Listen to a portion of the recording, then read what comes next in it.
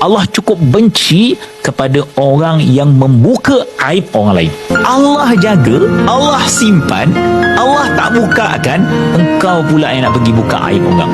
Engkau pula yang pergi mencanang keburukan orang. Sayyidina Ali karramallahu wajhah menyatakan, kalau ada seseorang yang datang kepada engkau menceritakan keburukan orang lain, dia juga mampu menceritakan keburukan engkau pada orang lain.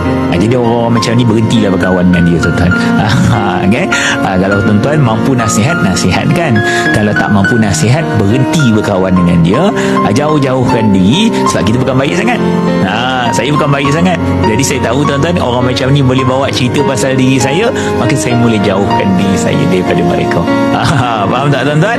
Maka Allah berikan kepada kita keampunan, dan Allah mengangkat kedudukan kita menjadi orang yang mulia.